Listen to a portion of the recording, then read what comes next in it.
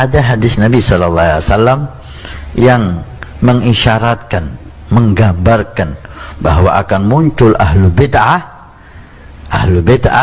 golongan yang jelek, simbolnya cingkrang. Itu Nabi SAW. Mereka ciri-cirinya kalau pakai gamis, pakai sarung, cingkrang. Assalamualaikum warahmatullahi wabarakatuh. Alhamdulillah, wassalatu wassalamu ala rasulillah. Allahumma sholli ala Muhammad wa ala ali Muhammad. Teman-teman yang dirahmati Allah Subhanahu wa Ta'ala, dukung channel ini dengan like, share, dan subscribe agar dapat menerima notifikasi setiap kali ada video terbaru yang kami upload. Untuk yang sudah subscribe, kami ucapkan jazakumullahu khairan katsiran. Teman-teman yang dirahmati Allah Subhanahu wa Ta'ala, di video sebelumnya, kita mendengar Habib Hasan menyebutkan bahwa akan muncul ahlul bidah. Beliau menjelaskan ciri-cirinya. Salah satunya adalah mereka yang memakai gamis atau sarung cingkrang. Namun, jika kita mencari referensi hadis yang menyebutkan ciri-ciri ahlul bidah seperti itu di kitab-kitab hadis, kita tidak menemukannya. Bagi teman-teman yang mengetahui hadisnya, mungkin bisa menuliskannya di kolom komentar. Ketika kita mencari, justru yang kita temukan adalah hadis-hadis tentang larangan isbal. Misalnya, Allah Subhanahu wa Ta'ala tidak akan melihat orang yang menjulurkan kainnya karena sombong. Atau dalam hadis lain disebutkan ancaman neraka bagi siapa yang menjulurkan kainnya melebihi mata kaki. Inilah beberapa hadis Nabi Sallallahu Alaihi Wasallam yang melarang isbal dan lafaz-lafaz hadis lainnya dengan makna yang serupa. Pada video kali ini, mari kita dengarkan penjelasan dari guru kita, Ustadz Khalid Basalamah Hafizahullah, tentang masalah isbal ini. Mari kita simak sampai selesai. فَبِأَيِّ آلَاءِ رَبِّكُمَا تُكَذِّبَانِ. Tentang isbal, apakah keharaman isbal itu mutlak? Karena terdapat muqayyad di salah satu nasnya, yaitu yakni sombong. Juga terdapat qarina bahwa hadis isbal harus diqayyadkan dengan muqayyadnya. Misal Abu Bakar As-Siddiq, lalu Ibnu Mas'ud juga melakukan isbal karena malu betisnya kecil. Sementara Rasulullah SAW tidak mencela atau menegurnya. Ulama fikih sepakat bahwasanya kemutlakan dalil harus dibawa ke qayyidnya. Baik, saya jelaskan begini. Sebelum memahami tentang masalah tadi ya, yang sifatnya diqayyidkan atau muqayyadnya, ini istilah pelakunya dan penyebabnya, gitu kan? Penyebab dia kenapa melakukannya. Kalau dalam memahami masalah isbal, ya, masalah hukum-hukum dalil syar'i, lebih cenderung ulama mengatakan memahami dalil itu secara global dulu. Ada namanya am, umum, ada namanya khas, khusus. Kasus hadis Nabi SAW yang jelas di dalam dosa-dosa besar ada di sini masalah isbal. 3 golongan yang paling berat siksaannya hari kiamat, gitu kan? Yang pertama adalah musbil, orang yang tertutup mata kakinya bagi laki-laki. Yang kedua, orang tua yang berzina.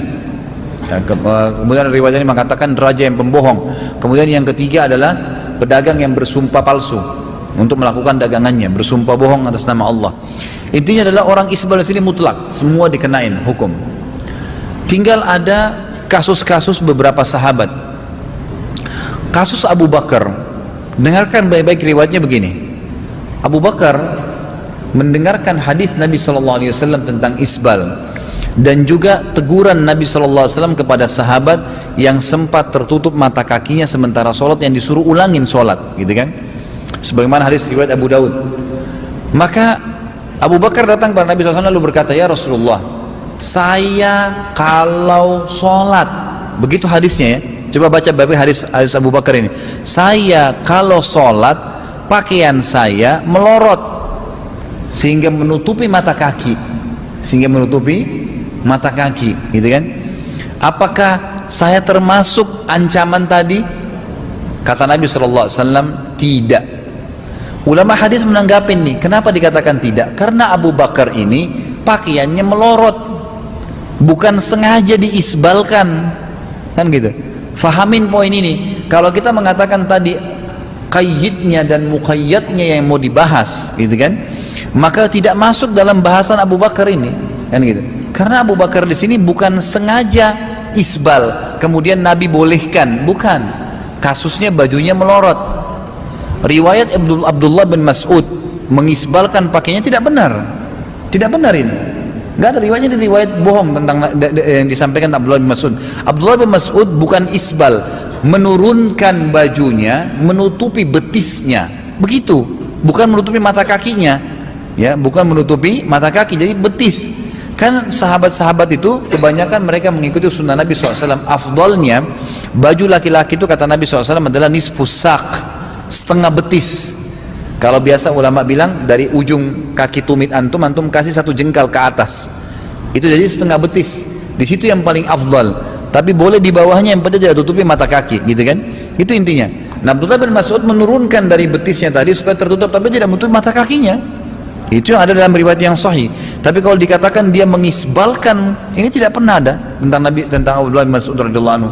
Jadi di sini jelas Abu Bakar pun karena kasus melorotnya, bukan karena sengaja pakai baju isbal, celana atau pakaian isbal lalu kemudian Nabi bolehkan, bukan karena itu, gitu kan? Kalau kasus masalah hadis yang menjelaskan, ada hadis lain yang mengatakan siapa yang menarik bajunya, memanjangkan pakaiannya sampai mata kaki karena sombong, gitu kan? Maka tidak akan mencium bau surga. Kasusnya ini adalah kasus yang lain. Berarti ada, kalau dia isbal plus sombong, berarti ada ancaman lain, kan gitu. Jangan ditarik, oh berarti kalau tidak sombong nggak apa-apa, nggak bisa, kan gitu. Makanya ada seorang sahabat lewat, lalu Nabi SAW mengatakan, kebetulan bajunya sampai jatuh nih, tutup mata kakinya. Kata Nabi, irfa thawbak fa innahu atqa li rabbika wa anka li thawbik. Hadis sahih riwayat Imam Ahmad, gitu kan? Angkatlah bajumu dari mata kakimu itu, karena itu lebih bertakwa pada Tuhanmu. Kasusnya ini karena bertakwa sama Allah. Allah yang perintahin, Allah yang larang kita lakukan, gitu kan? Dan itu lebih suci bagi bajumu, lebih suci bagi bajumu. Allahu a'lam, gitu kan? Jadi nggak usah ragu, insya Allah. Yang saya heran ini banyak orang bahas masalah isbal nih. Kenapa harus celana di atas mata kaki, gitu kan? Nanti bagaimana kalau saya ke undangan? Nanti kalau saya ke kantor dianggap celananya jingkrang, gitu kan? Kayaknya pemandangannya nggak bagus. Herannya, kenapa ada orang di mall, di jalanan pakai celana puntung sampai di lutut, nggak apa-apa? Itu kan lebih tinggi kan? Ada orang perempuan pakai celana pendek sampai pahanya, lebih tinggi lagi, nggak dibahas tuh. Kenapa celana yang di atas mata kaki dibahas? Kenapa harus malu? Ya subhanallah, gitu kan? Ini betul-betul syaitan menggoda kita, hanya membuat seakan-akan ya itu semua ditutupin mata kita yang hal besar, gitu kan? Jadi gajah depan mata dilupakan, semut di sana kelihatan. Teman-teman yang dirahmati oleh Allah Subhanahu wa Ta'ala, kita baru saja mendengar penjelasan dari guru kita, Ustadz Khalid Basalamah, Hafizahullah. Beliau memberikan pemahaman yang sangat berharga tentang suatu topik yang sering disalahpahami. Jika kita periksa lebih dalam, ternyata hadis yang disebutkan oleh Habib Hasan mengenai ciri-ciri ahlul bidah memang tidak kita temukan dalam kitab-kitab hadis yang otentik. Apa yang sebenarnya ada dalam hadis-hadis sahih adalah larangan isbal, yaitu memanjangkan kain hingga melewati mata kaki. Larangan ini memiliki ancaman yang sangat serius. Dalam sebuah hadis disebutkan ada 3 golongan yang akan mendapatkan azab yang berat dari Allah Subhanahu wa Ta'ala. Yang pertama adalah orang yang melakukan isbal, yaitu orang yang sengaja memanjangkan pakaiannya di bawah mata kaki. Yang kedua adalah orang tua yang masih berzina, padahal seharusnya usia tua menjadi waktu untuk bertaubat dan lebih mendekatkan diri kepada Allah Subhanahu wa Ta'ala. Dan yang ketiga adalah pedagang yang bersumpah palsu agar dagangannya laku, yang jelas-jelas menipu dan merugikan orang lain demi keuntungan pribadi. Selain itu, ada juga hadis lain yang secara khusus menyebutkan bahwa kain yang menjulur di bawah mata kaki tempatnya adalah di neraka, atau orang yang memanjangkan kainnya dengan kesombongan akan mendapatkan ancaman neraka. Hadis-hadis ini sangat jelas menunjukkan betapa beratnya dosa isbal dan pentingnya bagi kita untuk menjaga cara berpakaian sesuai dengan tuntunan syariat. Oleh karena itu, belajar dan memahami hadis-hadis Nabi Shallallahu Alaihi Wasallam sangatlah penting. Dengan mempelajari hadis-hadis ini, kita bisa mengenal dan meneladani sunnah-sunnah beliau dengan lebih baik, sehingga kita bisa menjalani kehidupan yang diridhoi oleh Allah Subhanahu wa Ta'ala. Semoga video yang kami bagikan kali ini bisa memberikan manfaat bagi kita semua, menambah pemahaman dan memotivasi kita untuk terus belajar dan mengamalkan ajaran Islam dengan sebaik-baiknya. Assalamualaikum warahmatullahi wabarakatuh.